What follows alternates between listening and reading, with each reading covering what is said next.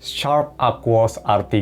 Ini HP, kalau misalkan kalian inget ya, pertama rilis, desainnya bener-bener bikin orang bingung. Karena dia notch ada dua, dan masih pakai fingerprint yang tradisional di home button. Unik banget desainnya. Fast forward ke tahun 2024, sekarang harganya sudah lumayan turun. Kalian bisa dapetin Sharp R3 di sekitar 1 jutaan resminya, X resmi, itu full set. Apakah masih oke atau usable? Bagaimana performanya? Bagaimana kualitas kameranya?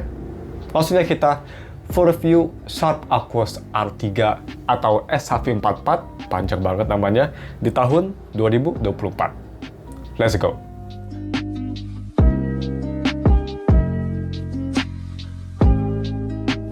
Halo guys, nama gue Sam dari StephTech, dan mari kita langsung aja review si Sharp Aquos R3 SHV44.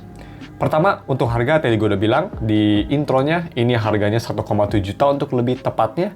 Ini RAM-nya 6GB, 128GB, ada microSD expansion, masih ada headphone jack, dan itu gue belinya kondisinya tuh yang pastinya dia X resmi, bisa kita lihat nih, X resmi, dan ini tuh full set. Nice. Ya mungkin ada satu yang nggak ada, kabelnya udah diganti, tapi overall sih relatif full set untuk packaging kontennya. Seperti biasa, kalau misalnya kalian mau beli HP ini atau kalian ingin wallpaper yang ada di HP ini, gue udah taruh semua linknya di deskripsi. Untuk speknya kita cepet aja, dia pakai chipset Snapdragon 855, masih oke banget. Layar IGZO 2K display, ini walaupun IPS tapi kualitasnya mantep banget, 120Hz display. Udah UFS, udah USB Type-C 3.1, mantap. Cuma yang bikin sayang, dia baterainya memang kecil banget, hanya di 3200 mAh baterai. Sayang banget. Oh ya, gue juga lupa bilang, dia ada NFC juga yang pastinya.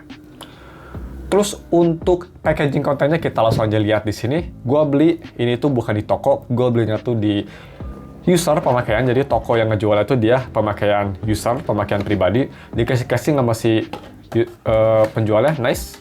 Dan di sini bisa kita lihat masih ada earphone bawaan, chargernya udah diganti untuk kabelnya, tapi untuk charging bricknya masih original, dan sisanya tata banget seperti kartu garansi dan teman-teman masih ada semua di box. Jadi bisa dibilang relatif full set lah ya. Dan cepet aja untuk unit gue sendiri, ini lumayan oke. Memang banyak scratch, ada beberapa jamur di kaca belakangnya, tapi itu wajar bekas pemakaian. Overall dia nggak ada bekas dan jatuh, dan layar juga udah lumayan tua, dia udah mulai menguning atas bawahnya, tapi itu wajar untuk IPS. Nggak terlalu kelihatan kalau nggak di warna putih, dan overall dia nggak ada white spot ya teman-teman. Oke, kita langsung aja bahas untuk desain dan display dari Sharp Aquos R3. Pertama untuk desain. Untuk desain, build-nya dia terbuat dari kaca belakang dan metal frame atau aluminium frame, sangat-sangat premium. Dan bodi belakang dia itu sebenarnya gue bisa bilang sangat glossy. Bisa kita lihat, itu gue susah banget ngehapus fingerprint bekas tangan gue di belakang, jadi sorry about that. Ini sangat fingerprint magnet, tapi sebenarnya desainnya menurut gue cukup oke lah, nothing special. Sama seperti HP-HP Sharp pada zamannya. Simple, nothing special. Gue suka sih warna hitamnya. Dan untuk desain depan, ini nih yang bikin HP ini populer, tapi bukan hal baik populernya sebenarnya, sayang sekali. Yaitu desainnya yang banyak orang bilang ini ugly. Karena dia tuh notch-nya ada dua, do drop kamera, dan notch di bawah untuk fingerprint sensornya. Emang ini desainnya agak unik, dan sampai sekarang pun gue bisa bilang ini desainnya not exactly beautiful sih. Ini agak aneh emang, agak alien desainnya. Dan untuk display quality-nya sendiri. Nah, display quality HP ini, gue bisa bilang untuk layar IGZO display 2K IPS screen, untuk kelas IPS, IGZO display masih menjadi one of the best. Ini layarnya bagus banget, nyekitin gue sama Samsung AMOLED. Dia sangat vibrant, enak dilihat, HDR kontennya bagus, film angle bagus, dan even untuk warna hitam pun memang nggak segelap AMOLED yang pastinya karena pixelnya masih nyala. Tapi untuk kelas IPS ini, warna hitamnya cukup pekat loh. Very impressive. Di tahun 2024 sekarang pun layarnya masih sangat-sangat bagus. Kalau misalnya mau dibandingin sama HP baru yang sama lah ya, misal kayak Poco C65, ya jauh lebih bagus di sini, menurut gue. Dan untuk visibilitas di bawah sinar matahari, ini nggak bisa terang banget memang HP. Karena dia kan IPS screen dan pada zamannya juga nggak bisa terang banget, tapi untuk terik sinar matahari sih ini masih kelas flagship lah, masih usable. Bisa kita lihat itu kira-kira sekitar 30.000 lumens, mataharinya masih enak dilihat dan masih bisa dipakai. Dan yang terakhir untuk Haptiknya bagaimana? Haptiknya kerasa murahan, nothing spesial. Ini kerasa vibrasi daripada suara bulat yang enak tuh, ini lebih kerasa suara yang pecah beleber, bert-bert. Yap, vibrasi murahan. Tapi at least dia karena layarnya high refresh rate, jadi untuk ngetik keyboard gak ada masalah sama sekali. Layar sangat-sangat responsif tanpa ada mistouch atau hal-hal lain yang tidak diinginkan. Overall, very nice. Untuk biometrik, ya pastinya pakai home button yang ngingetin gue sama S7 ya. Ini home buttonnya kayak S7, S6 era. Kecepatannya bukan terbaik, bisa kita lihat dalam keadaan mati butuh waktu sekitar 1 detik atau lebih untuk ngebuka HP-nya. Tapi overall, yang gue suka dia walaupun kecepatannya lambat, tapi at least dia cukup akurat di kondisi tangan gue sedikit lembab atau kering sekalipun masih bisa nge-scan dengan baik. Jadi fingerprint sih nggak ada masalah. Next kita bahas untuk audio quality dari HP ini. Yap, pertama kita bahas audio quality untuk headphone jack-nya. Ini ada headphone jack, posisinya bukan yang gue suka, ada di atas kiri, tapi it's fine. Tetap oke, at least dia ada headphone jack, yang artinya HP ini juga bisa cocok untuk MP3 buat kalian pada audiophile. Ini cocok buat MP3 karena dia amplifiernya juga cukup powerful. Gue coba tes pakai IEM Truth Ear Hexa, itu bukan IEM yang berat. Gua tes itu tuh di volume sekitar 55-60% udah sangat keras, jadi cukup bagus. Dan untuk kualitasnya bagaimana? Kualitasnya pakai Truth Ear Hexa, gue bisa bilang cukup bagus. Dia lebih ke balance, jadi masih bisa mempertahankan suara dari Truth Ear Hexa-nya. Pretty nice. Dan dia punya bass yang pretty much ngikutin suara Hexa-nya, jadi semuanya balance. Sound systemnya juga cukup oke, gak seluas kalau bisa di desktop tapi cukup bagus. Dan yang gue suka seperti yang tadi gue bilang, full volumenya bisa keras banget. Jadi ya mungkin kalau misalnya nge-drive headphone yang 80 ohm, even 100 ohm mungkin masih bisa lah. Next, untuk speakernya bagaimana?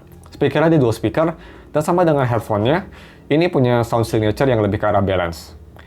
Memang dia karena di zaman HP zaman dulu ya, zaman 2020-an, jadi dia memang untuk earpiece-nya nggak sekeras main speaker di bawah. Tapi cukup oke kok. Untuk unit gue udah agak sember suaranya karena umur, tapi kalau misalnya kita nggak mikirin hal tersebut, ini suaranya lebih ke arah balance, vokal jernih, dan bahasa ini relatif flat. Ya, untuk lebih detailnya ini di speaker testnya, gue rekomen kalian pakai headphone seperti biasa untuk lihat lebih detail suaranya. Check it out.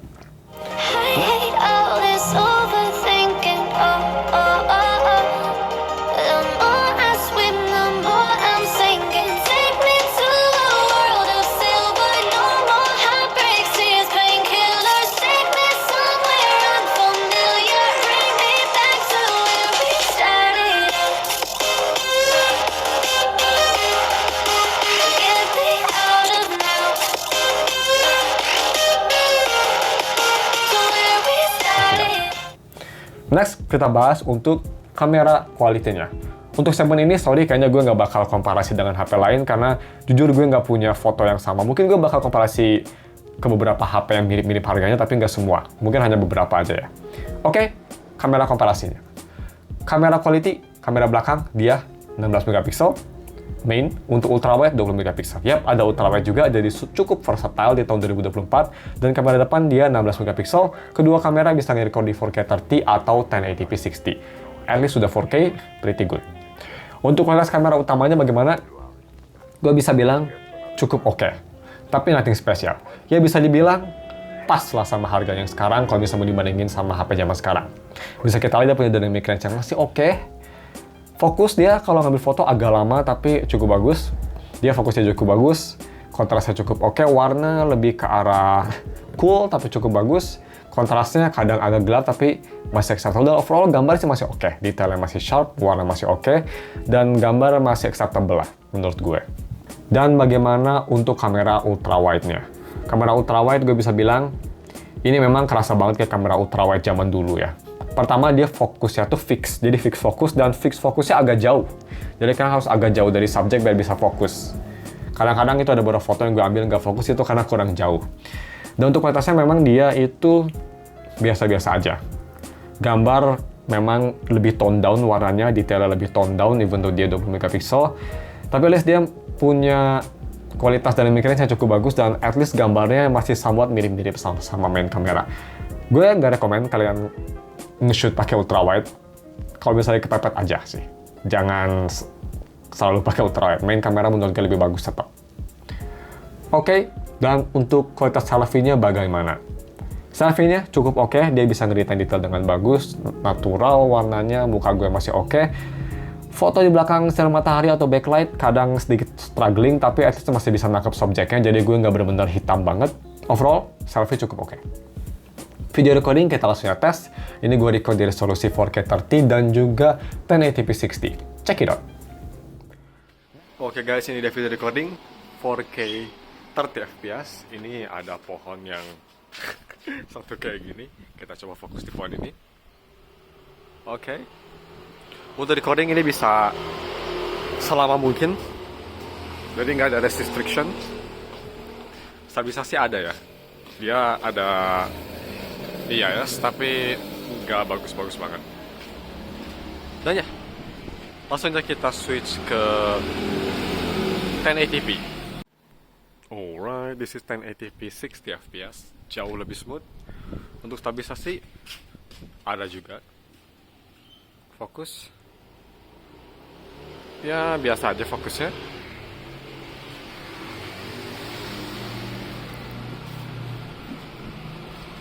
Dan overall kayak gini kualitasnya. Kita langsung aja, kalian juga bisa nilai gimana mic-nya. Kita langsung moving on ke gaming. Next kita moving on ke gaming performance-nya. Ini gaming performance-nya kita coba tes main game Honkai Star Rail. Yep, Honkai Star Rail. Itu gue main di settingan medium setting, bisa kita lihat. Dan performanya sebenarnya FPS-nya nggak 60 ya. Itu kira-kira sekitar 50 paling bagus, 40-30-an lah bisa dibilang. Gameplay bisa dibilang ini FPS-nya naik turun, kadang dia 40, kadang dia turunnya tuh kadang sampai ke 15 FPS, tapi nggak sering, lebih seringnya 40-30 FPS-an. Gameplay cukup smooth untuk Star Rail karena kan dia nggak banyak action. Kadang ada stutter yang sedikit annoying, tapi nggak sering-sering banget. Overall sih gameplay menurut gue masih sangat playable untuk Star Rail. Tapi untuk main Genshin gue kurang tahu ya, mungkin bakal agak sedikit nyebelin sama fluktuasi FPS dan stutter ya. Tapi untuk Star Rail masih sangat playable sih. Cuma memang HP-nya cepet panas, jadi cepet throttling. Untuk main game rhythm gimana? Oh, no problem. Ini HP high refresh rate ditambah lagi dengan stok Android. Gak ada masalah sama sekali, gak ada touch delay, main lagu tinggi sekalipun, gak nge-lag, dan sangat smooth. Nice. Nah, UI experience-nya mungkin bisa menjadi deal breaker bagi kalian yang ingin beli HP ini. Kenapa? Karena walaupun dia pakai stok Android yang gue sangat suka, tapi Sharp itu software update-nya bisa dibilang agak dog shit. Bisa kita lihat, no. Android versi 10, dan ini masih stuck di Android versi 10 sampai sekarang. Ada positif, ada negatifnya, stuck kayak gitu. Tapi lebih banyak negatifnya sih. Security jadi nggak dapet, HP makin nggak aman, dan nggak dapet fitur-fitur baru. Positifnya itu menurut gue hanya dari performance-nya. Karena ini masih stuck di Android 10, untuk day-to-day performance gue bisa bilang ini masih kayak HP flagship guys. 100%. Launching Instagram, YouTube, multitasking, gonta-ganti aplikasi, semua kerasa super snappy dan sangat-sangat cepat. Itu dibantu dengan Snapdragon 855, Android 10, dan yang pastinya stok Android OS yang nggak terlalu berat. Ini untuk UI sih memang masih sangat-sangat cepat banget. Kalian nggak bakal ngira HP ini udah tua, bisa dibilang. Next, untuk DRM info. Kita cepat aja DRM info. HP ini yang pastinya karena dia HP resmi, jadi sudah di Wi-Fi L1, dan dia support Wide Color Game Mode, Dolby Vision, dan juga HDR10. Alright, last but not least, battery life. Ini kelemahan besar dari HP ini memang, baterai 3000 mAh baterai, yang bisa dibilang kalau misalnya dipakai untuk heavy usage kayak video, gaming, cepet boros. Cepet banget boros. Gaming 1 jam lebih aja udah habis. Tapi memang kalau misalnya ini dipakai untuk light usage, gue bisa bilang masih bisa bertahan 1 hari tanpa ada masalah. Ini battery savingnya cukup oke, gue bisa bilang. Masih bisa bertahan seharian. Ya kira-kira untuk pemakaian enteng masih bisa dapat screen on time sekitar 5 jam sampai 6 jam, tergantung pemakaian kalian. Jadi masih cukup bagus lah. So, sebelum kita tutup videonya, kita langsung aja ke kelemahan HP ini. Kelemahan HP ini menurut gue hanya beberapa dikit, nggak banyak banget. Yang paling besar yang pasti dari baterainya yang sangat kecil, dan yang kedua ini dari UI OS-nya. Sorry, bukan UI, maksud gue OS-nya. OS sudah ketinggalan banget, itu bisa jadi kelemahan besar. Untuk gue sendiri, ini kelemahan besar sih, OS daripada baterai. Tapi ya, mungkin cuma segitu video reviewnya. Dan untuk konklusinya, apakah gue rekomen beli HP ini? Menurut gue sih, kalau misalnya kalian lagi nyari HP yang cepet banget, dan punya layar yang bagus, kamera yang solid, terus punya gaming yang cukup lancar juga, di harga 1 jutaan dan kalian gak paham beli HP bekas, ini sih bagus banget. Apalagi kalau misalnya kalian nyari HP yang ada headphone jack, ini masih ada headphone jack. That's pretty good. Kenapa gue nggak rekomen HP ini, atau kenapa gue lebih rekomen HP baru aja yang lebih lemah, kayak Poco C65 misal. Di Poco C65 yang pastinya software lebih baru, itu yang bagus juga. Yang kedua, baterai lebih besar, jadi lebih tahan. Itu aja sih. Kalau bisa kalian nyari baterai sama OS yang baru, HP baru aja mending belinya. Tapi kalau misalnya kalian nggak peduli sama hal tersebut, ini sih di harga 1,7 juta, quite a good deal. Quite a good deal. Mungkin cuma segitu aja video reviewnya. Kalau misalnya kalian ada rekomendasi HP, bisa komen di bawah. Kalau misalnya kalian mau nambahin, Bang, tolong review ini juga dong di HP, komen di bawah juga. Kalau misalnya kalian ada kebingungan mau beli apa, komen di bawah juga. Jangan lupa like dan subs. Thanks for watching. Kita ketemu lagi minggu depan untuk video review lainnya. Sayonara.